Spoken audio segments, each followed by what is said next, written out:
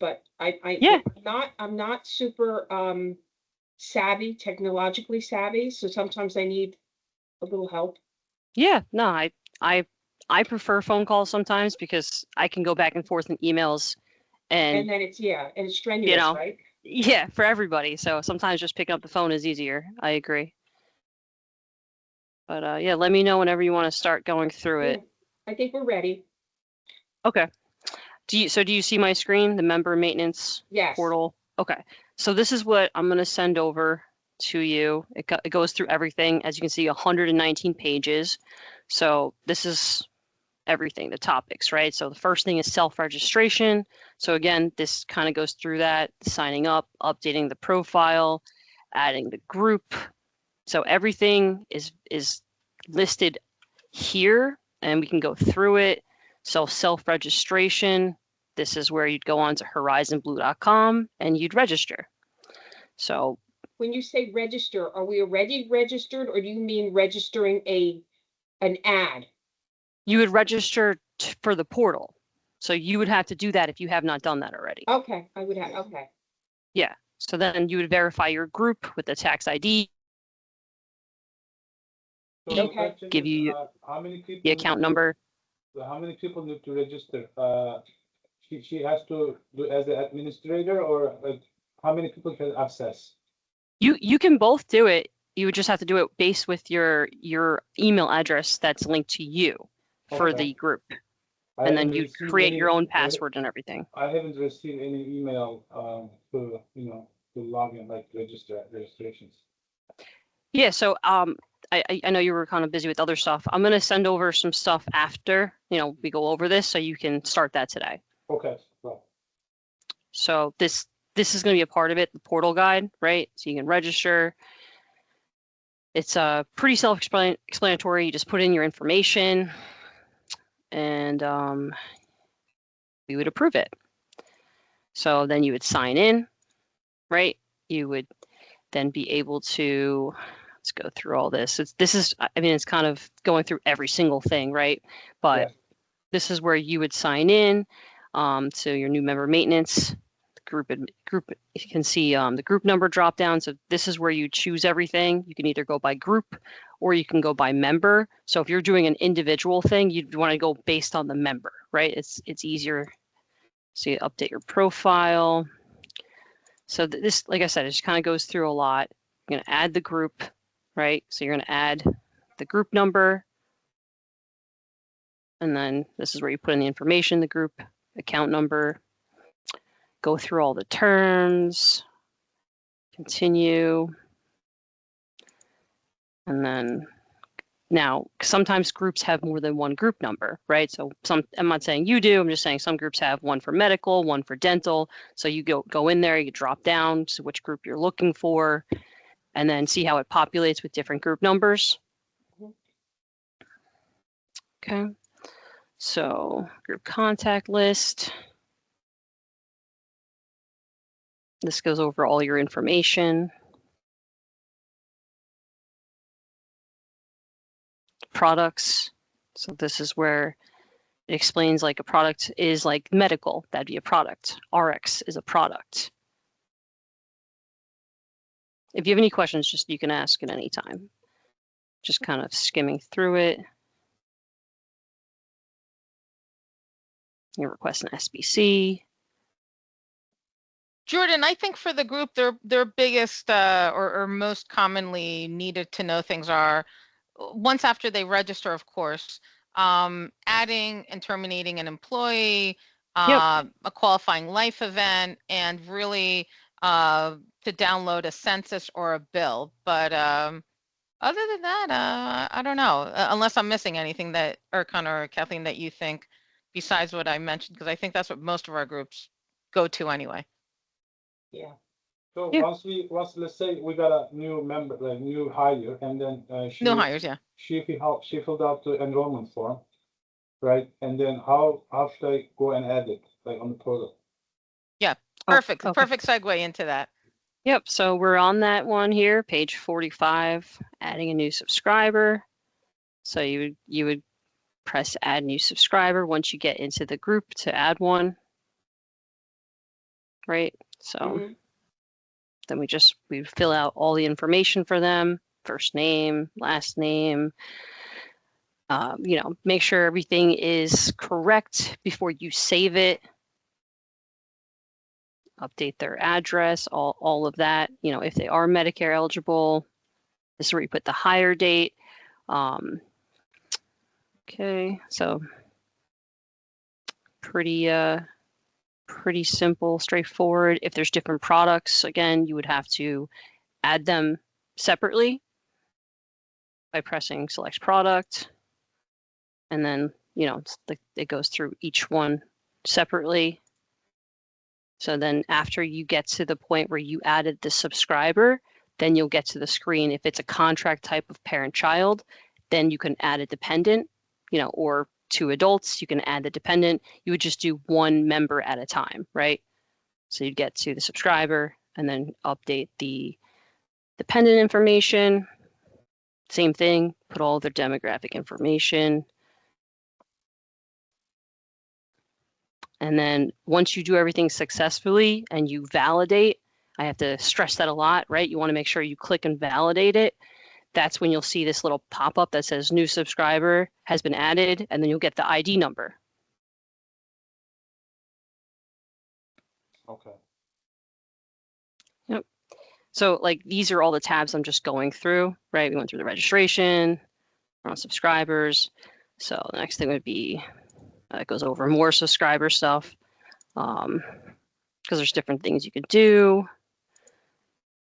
Kind of go through that. We'll get to now adding product. So this is where it goes under different products. You can add different products under it. Again, this is best kind of really, once you are registered, we can have another call where you can try to do your first, changes with me so we can make sure you do it correctly, just by following these. There's different, see, like that one's prescription, this is vision. So products are the products for the plan. Well, can we register now or no? Like, with you, like, if is it easier? And then we can, Erkan, I can't hear you. Speak louder. can we register now with you? So you guys you have not registered yet, so then we can't do it. Right, with the email that Jordan's going to send you, Erkan, you will be able to register after she sends you that link. It's self-registration. Okay, for example, another question, if the employee is changing coverage to family to single, how do we make the changes? So that's a part of the contract change. So yeah, so that would be, let me see, editing subscriber details. I think it's under this one. So yeah, let's see. So we'd edit details. So you would have to go to the, the beginning where you choose the subscriber, right? So subscriber search, you pull up the subscriber, you edit the details. That's in the select action menu right here on the right-hand side. And this is where you would get the products that come up. It's going to be, it doesn't show it on this one, but where it says, so basically, because I've done this with people, you would click on which product. So we'll just say you clicked on health, and then you would go. Hold on, excuse me, hold on. Do you need me? I have a question for you. I don't. Oh, no, Okay. You mind if I ask you? I sent an email, but I didn't know if it just took some time. I got my new health insurance card, but I called to see if my last name had been changed with them. I'm Troy, now Greenwald, and they said that they hadn't received anything. I mean, it didn't change, I'll check it. Okay. Hold on for a minute. Oh, okay. So,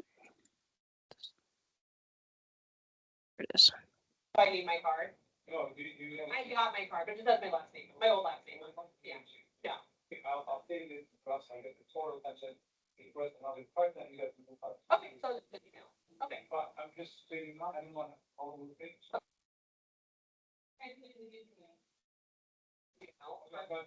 Oh, perfect. Oh, thank you. Okay, got it. Troy, yeah, Caitlin Troy, and then Greenwall. Okay. Yeah, GR. WALD. Was the change. Issues. Perfect. So I'll make a note in the. Awesome. Thank you so much. Okay, sorry, let's continue. It's okay. You guys are both very busy, right? I understand. I come only a couple days, and so people wants to see me. Yeah. Popular. Okay, so you were asking about changing the contract types, right? So Yes. when you're in the subscriber, right, you choose the subscriber you want it to do update. You go to the subscriber product history, right? And that's where it shows all the products. You select on one of the products because you can only do one at a time. So in this example, they selected the prescription plan. You would click on terminate all products. You're not terminating them. That's just the drop down. And then you'd get to the part where it says contract type change. So this is where you do the contract changes. And this is very important because, for example, say you're trying to add a newborn and it's just a single policy. And every time you try to add the newborn, you're getting an error message because you haven't updated the contract type first. So this is the step you take before you add someone to a policy. You know, you have to update the contract first. So this is how you would do it. So contract type first, and then how do we, and then edit the kids, the born? Yeah, and then you would add the dependent, correct? Because you can't do that until the product or the contract's updated. So changing the contract from that section, like you did, so you said terminate all the product. You just click the drop down, yes. And then it says termination date, Yes. and then you put the termination date, but we don't really terminate. You just want to do like switching the contract. Right. Yeah. Again, it's just that's where the drop down is, where it says terminate all products. It's not like you're terminating them. You're just changing the contract type. Okay, can you click on the contract type change? This is a PowerPoint slide, so I'm just Oh. following everything, you know, to show you. Again, I'm going to send this to you. It shows you step by step how to do everything. Okay. So then once you change the contract type, you put the effective date because, you know, see this one, it changed to parent child. Obviously the effective date is going to be different than what the original one was, right? Because if January 1st, this was a single policy, and then today we're changing it, April 29th would be the effective date. If we're changing it, you know, that's your qualifying life event. If someone had a newborn, you would use that date. So this is where it says you got to put the effective date for that. Can we backdate it? Can you? Yeah, yes. Because depending on. Because what happened today is, let's say 4/29, right? And yeah. The person is an FMLA or birth, like they baby born like a couple days ago. So can you? Yeah, that's fine. Yeah, that's fine. How many days you can backdate it? So they're in the middle of actually kind of updating that with like a state level. It's like basically I think they're trying to get it to 90, like 60 days. It is, yeah. Right? It's 90 now, I think, as of Right. sometime in March or April. Right. They updated that recently, but it was 60 and now it's 90 that you can retro to add a newborn specifically. But in general, you want it in general, you try to do it obviously as soon as you can, like once you get the information. You know, with any qualifying life event, you try to do it within 30 days. That's the standard of when you want to try to do it. But for newborns specifically, they did update that to allow more time. So yeah, this is how you would do that. And then you'll be directed to dependent information screen. See, it goes through each thing where you add the information. You want to make sure you save everything. And then you review it. Again, it's just making sure you save it and then the validate and submit.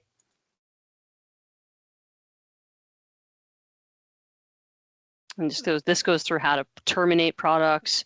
So this just kind of goes through everything with that drop down, right? Because it's going contract type, product, termination, COBRA.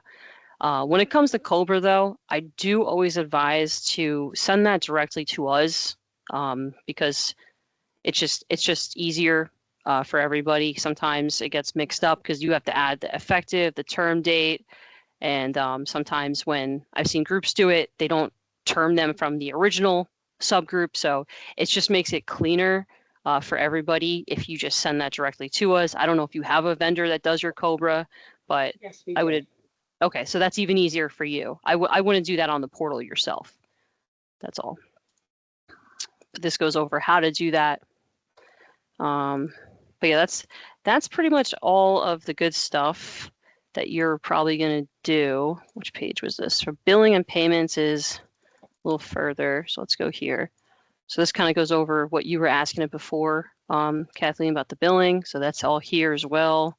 Kind of goes over how you can pull up that information. Okay. So, and yeah, I'll send you everything over, when it comes to mid-major and the portal, so you can register. Mid-major is an enrollment email address that you can use if you can't do something on the portal that requires a manual update, that you would send directly to us to update for you. So are you from the Horizon, right? The technical service? Yes. So Elizabeth, you? I'm sorry? The Elizabeth? We're from IMAC. Oh, I know. We're, Okay. we're the insurance broker. All right. So when we had an issue, we just emailed to application, right? So to the form we have to send to those what is it called? You just mentioned enrollment form. Where do we send? Well, what'll happen is once you register, that form you would keep internally, but you would handle that processing of that change within the portal yourself. So you wouldn't be sending that form to Horizon. You would be, updating that person's, whether they're changing a plan or if they're adding a dependent, anything like that. No, like sometimes there's an issue, in the portal. I'm also using another school, Horizon. It's not user friendly. Like sometimes they have difficulties. Some of the parts, and they told me that easier to send the enrollment form.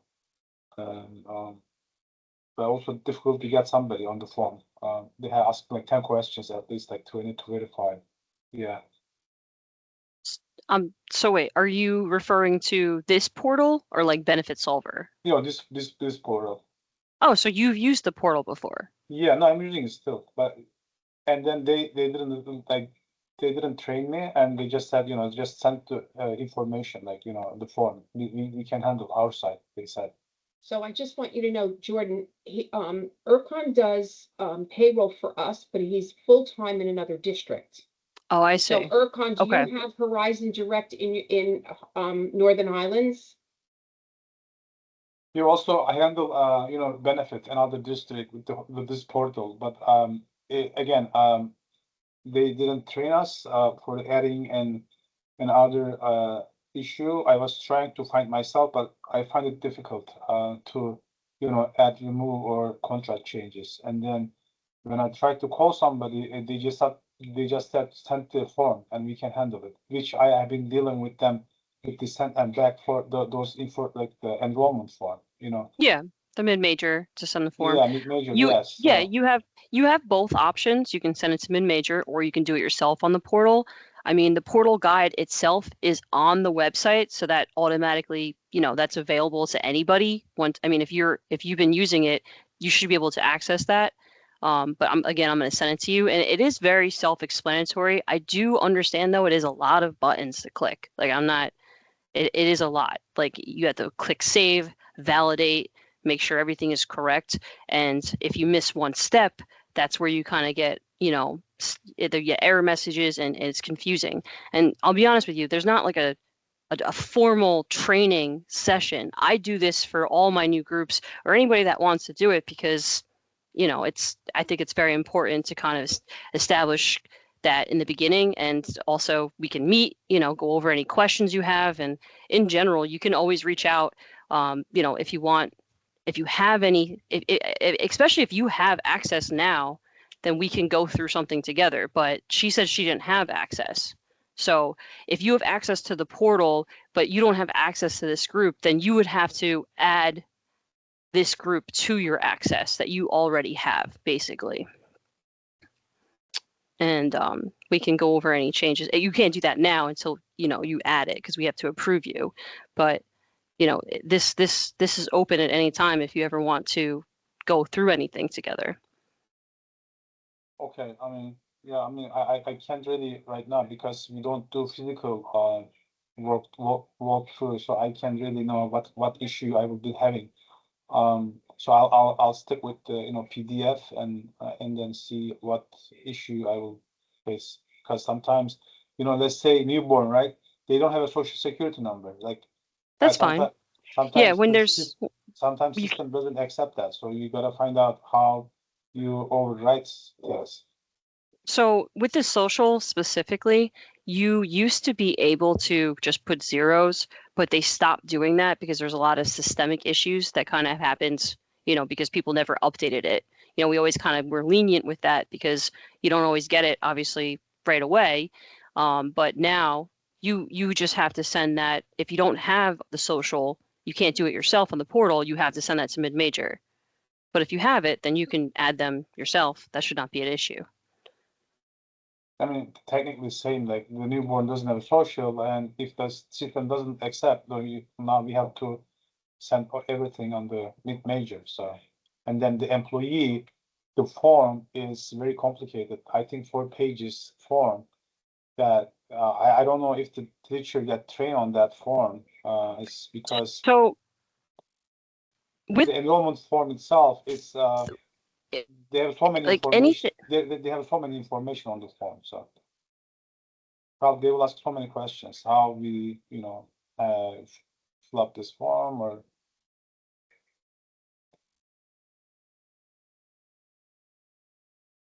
Jordan, you freeze, so can't hear me? Or can you hear me? Yeah, we can hear yeah, you now. you are back, yeah. Okay, so the form is more of a guideline, right? You don't have to submit an enrollment form to mid-major, but it's used because I'll be honest with you, if you don't fill out the form, half the time I'm going back and forth about 6 times to get all the information. You don't need the form to submit things to mid-major. Just need to make sure that the email has everything. But So Jordan, for the internal control, we have to have a form. They have to every times any changes as an internal control, you have to have a form. Plus, you have those verifications. Let's say they're born, right? You have to verify their social security with the copy. And this is what So that sounds like it's more on your side. I'm just on my saying for, yeah, Yeah, okay, yeah, that's of fine. But course. I'm saying I just want to clarify, you don't need to send an enrollment form for every submission you Of send to course, mid-major. if I can Okay, handle it, if I handle it myself, yes. yeah, If I don't, that's all. then we have to send it to make sure that, we handle the issue, yeah. Okay, yeah, no, I understand. I'm just explaining that you don't Okay, technically need one because a good. lot of times people think, that they need to fill out this whole form. And yeah, it's preferable. We do advise to have it so this way it's on file. But if you need to add someone right away or term someone, if you provide all the information and you submit it correctly, because there's a format for mid-major. If you use mid-major, you should know that, right? The group number is the first 5 digits of the Yes, email, right? So yes, like there's a format, and then the body of the email, as long as you're explaining like term this member effective this date or change the contract type, you can do it without it if you provide like the social or the ID number and you're very clear and concise of what you're asking. You have to provide all the details. But again, you don't need the form. So it's not like we do try to make this, as easy as we can, as much, but like for some things, yeah, we're going to require documentation. So I mean, that's but that's like for changes, you know, requiring like, you know, if someone's date of birth is wrong, we're going to ask for something. If something their social security number is wrong, we're going to ask for that, you know, just for verification purposes. Okay.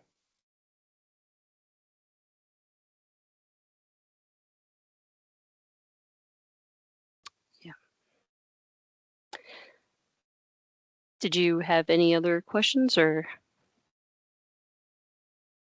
No, I don't have, I mean, again, I don't have, I have to see the portal and then see, I'm using it in other district, but, you know, right now, I guess once I get in the portal, Yeah, so I keep playing with it, and then, like, if I have an issue, probably either, you know, should I reach you, or like, how do we, like, get back to yeah. you? So just as we did the Teams call today, we can schedule another call and you can share your screen and we can go through it together.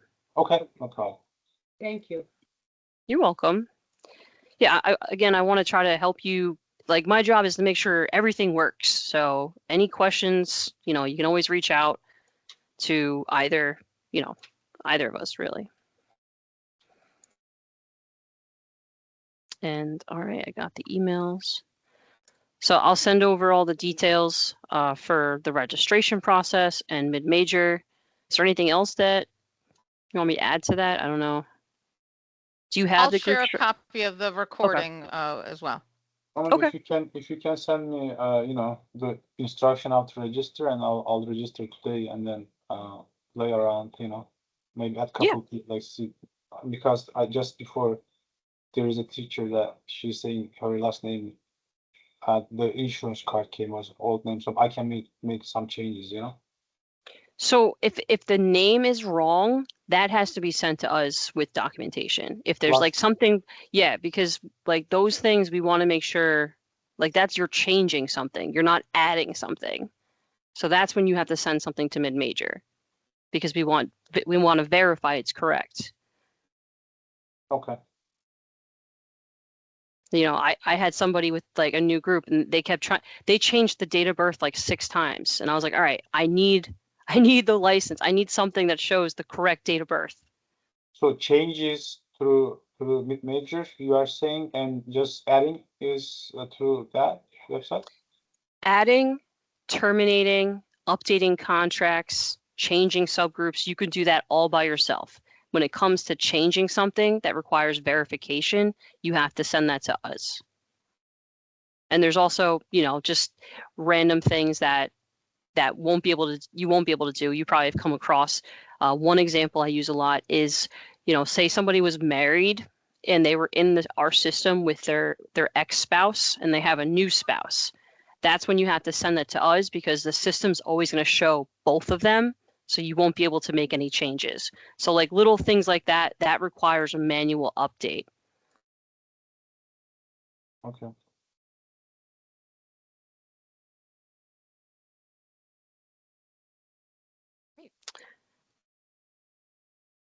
Also, does everyone have the group structure, right? For the I don't think we've gotten it. subgroups? I don't think we've gotten it just yet, just because they're Oh, a new okay. group, effective on Friday. Oh, okay. All right. Yes, Yeah. I'll see if that's available.